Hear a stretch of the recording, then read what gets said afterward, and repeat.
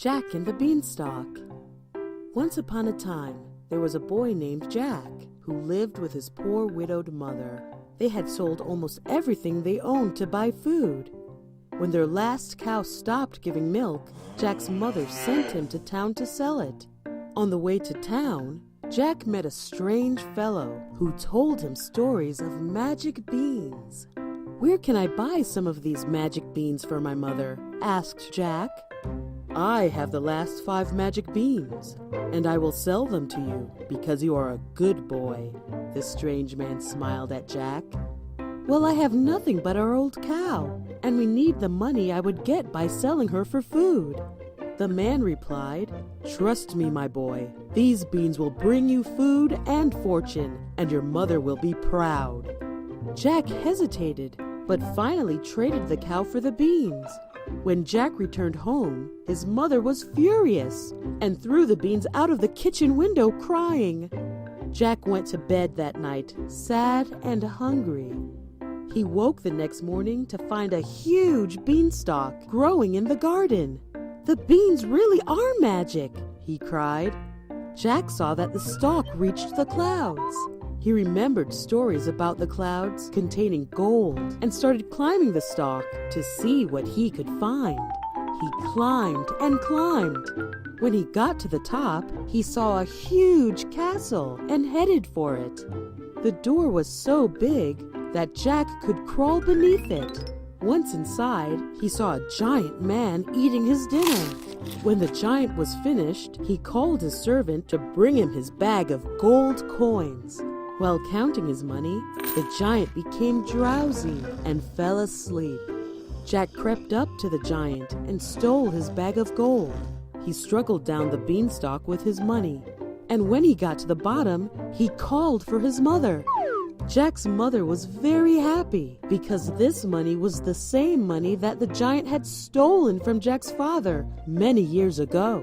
But she was also afraid. She knew how dangerous the giant was and made Jack promise he would never go back.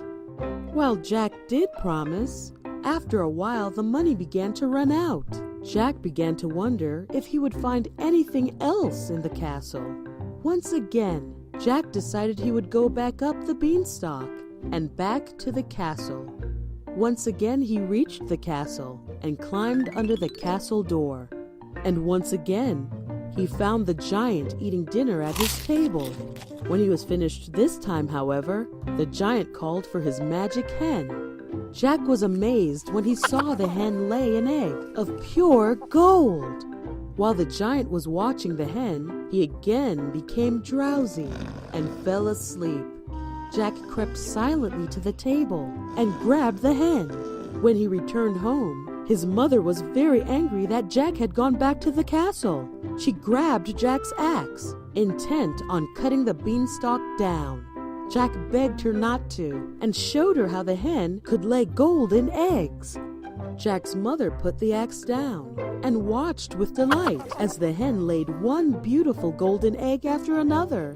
After a while, Jack's curiosity got the better of him, and he once again thought about what else he could find in the castle. Once again, Jack decided he would go back up the beanstalk and back to the castle. Once again, he reached the castle and climbed under the castle door. And once again, he found the giant eating dinner at his table. And once again, when he was finished this time, however, the giant called for his magic harp. Jack watched as the harp began to play beautiful music all by itself. The music was so beautiful that before long, the lazy giant once again fell fast asleep.